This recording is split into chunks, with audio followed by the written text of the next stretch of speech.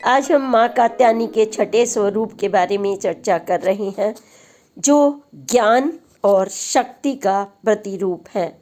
और इनकी पूजा करने से हमें जहाँ एक तरफ शक्ति का संचार होता है चुनौतियों को पार करने का, वहीं यह दूसरी तरफ महर्षि कात्यायनी की पुत्री के रूप में जो ज्ञान की देवी हैं, हमें वैवाहिक जीवन में प्रसन्नता और सुख का आशीर्वाद भी देती हैं।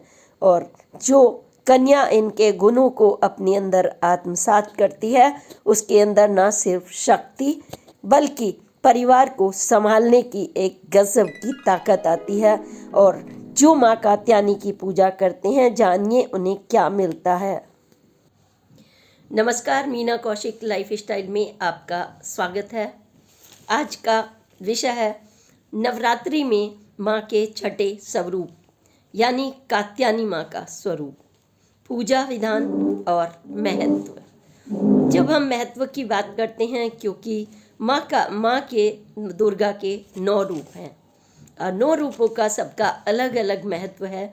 क्योंकि स्त्री के अंदर या फिर हमें सफलता के लिए जीवन में क्या परिवार के लिए अत्यंत आवश्यक है, यह माँ हमें मार्गदर्शन करती हैं।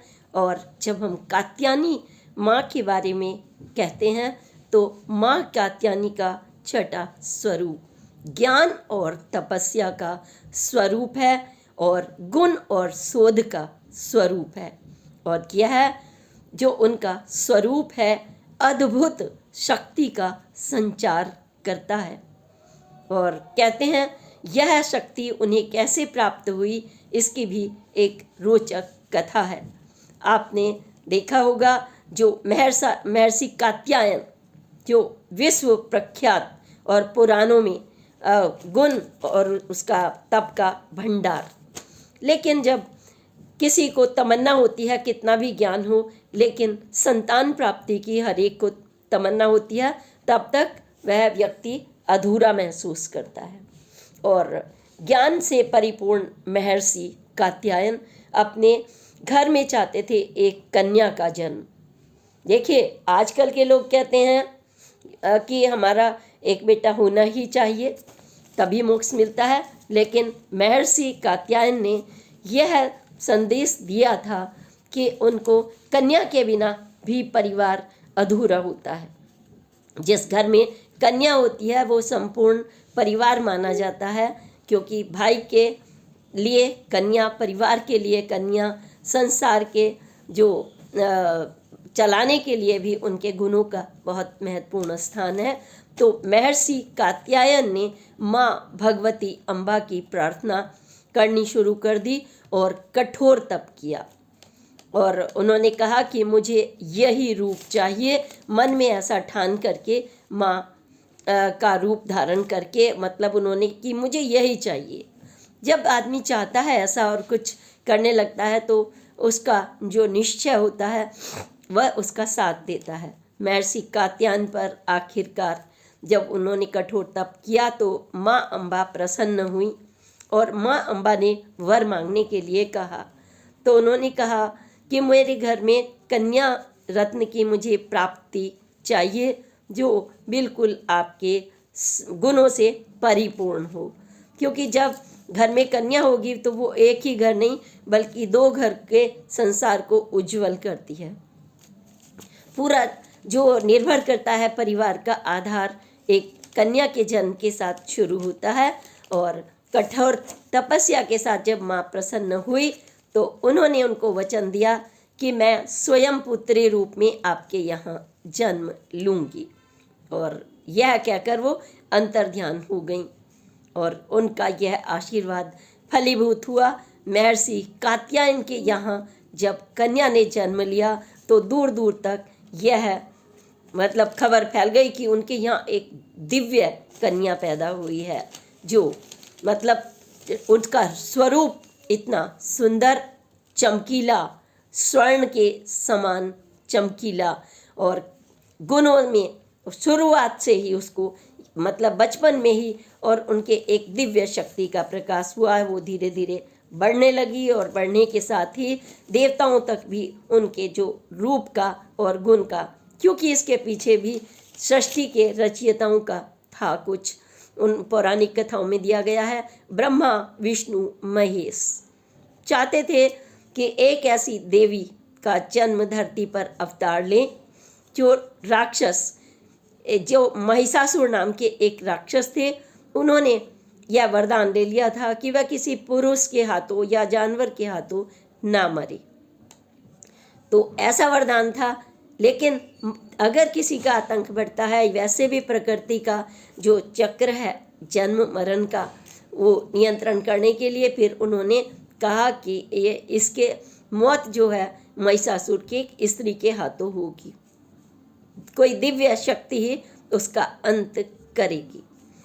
दिनों दिन बढ़ने लगी यह कन्या, और जब अपने वो पूर्ण स्वरूप में आई तो उनके स्वरूप की बात करें तो स्वरूप उनका एक हाथ में हस्त में ऊपर तलवार, यानी शक्ति का प्रतीक, एक हाथ में उनके नीचे वाले में कमल, भावनाओं का कमल, और यह 4 हाथों के साथ उन्होंने जब जन्म लिया एक अभय मुद्रा में, किसी से डरना नहीं। और यह कमल तलवार अभय मुद्रा के साथ में जब उनका स्वरूप पूर्ण हुआ और कांति उनकी अलौकिक, सुंदर, चमकीला, ज्ञान से परिपूर्ण यह देवी प्रकट हुई। आखिरकार जो अंत जो बढ़ रहा था महिषासुर का अंत करने के लिए देवताओं ने प्रार्थना की।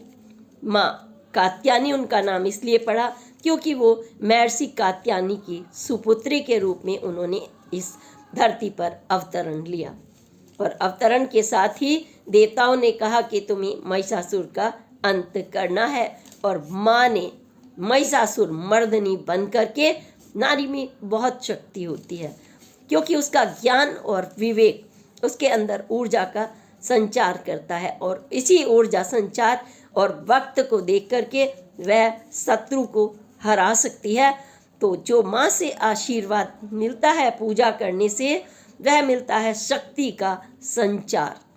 सबसे बड़ी सफलता, किसी भी लक्ष्य में सफलता लेना, गुणों से ओतप्रोत है तो वो शोध की देवी है, यानी विज्ञान अनुसंधान उनकी जिंदगी में जुड़ जाता है। वैसे भी वो तपस्वी की बेटी हैं, तो महर्षि कात्यायन तो विद्वान, तो उनकी बेटी में तो ये स्वाभाविक गुण होना था भी।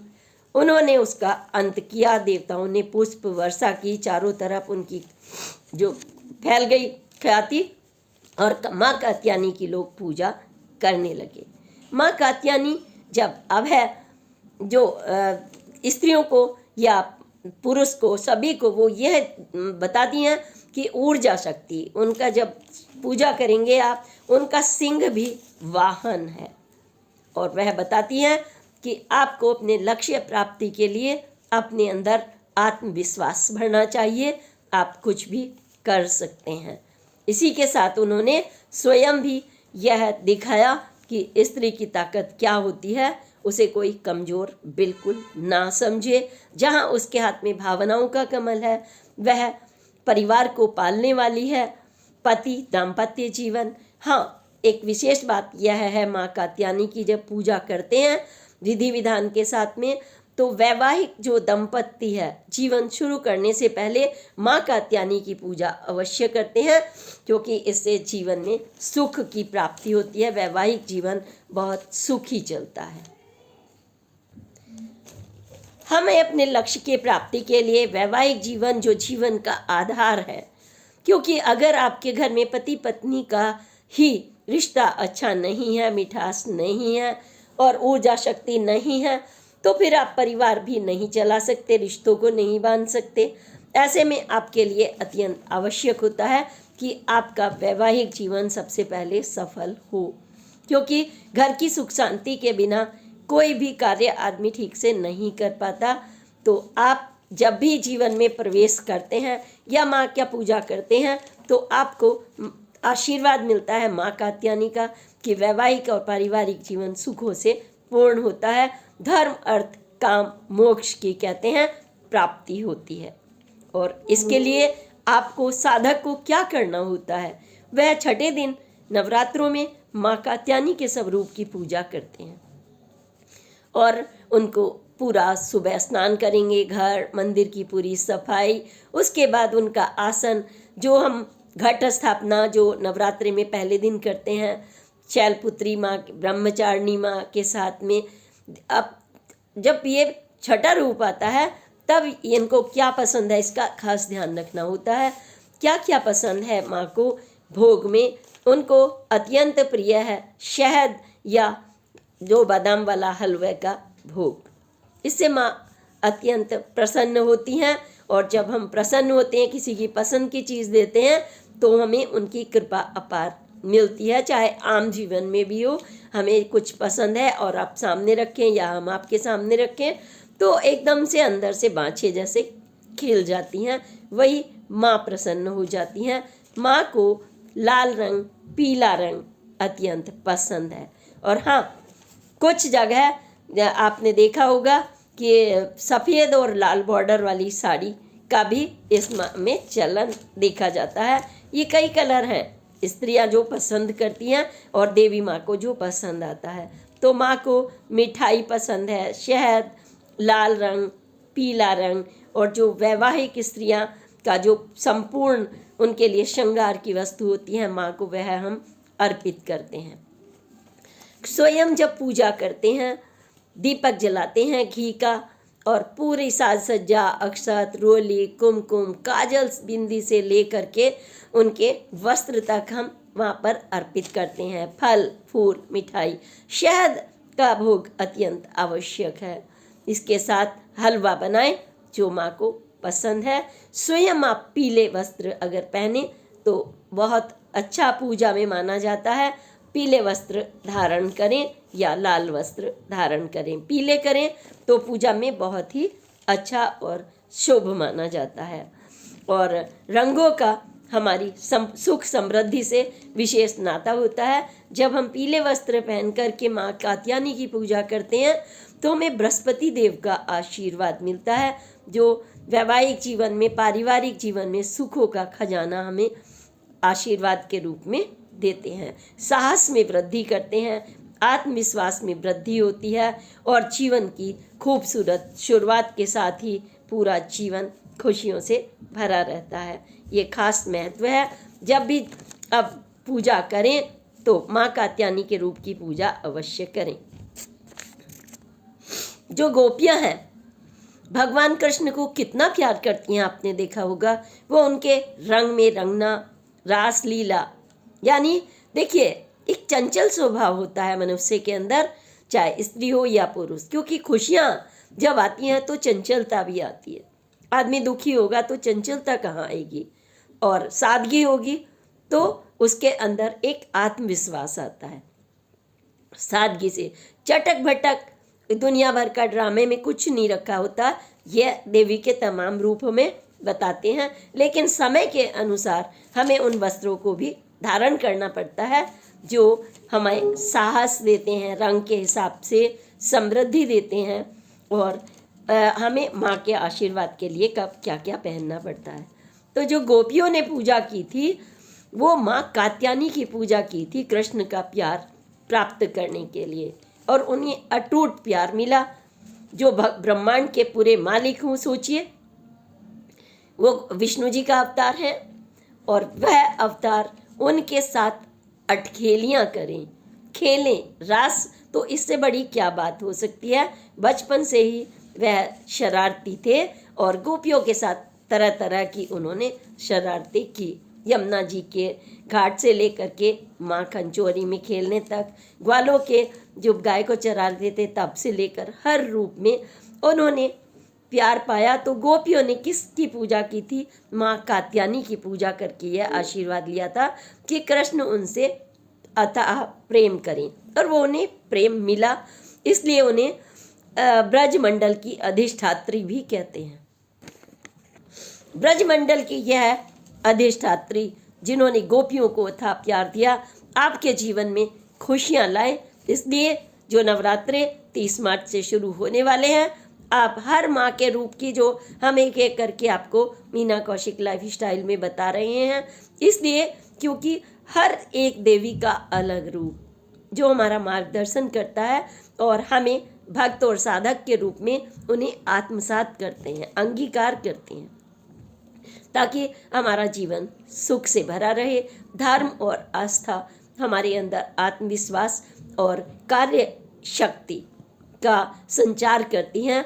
जो माँ कात्यायनी है वो हमें पूरी तरह से अपना आशीर्वाद दे देती हैं। इसके साथ ही आप पूजा करके व्रत जब करेंगे माँ कात्यायनी का, इवनिंग में यानी शाम को संध्या समय पूजन करके आरती के साथ ही आप वही प्रसाद जो सात्विकता से बनाया हुआ खुद भी ग्रहण करें। यही हलवा, बादाम वाला हलवा, यही शहद, यही लाल रंग, पीला रंग आपके जीवन में सुख समृद्धि भर देगा। इसी के साथ माँ कात्यायनी की जय हो।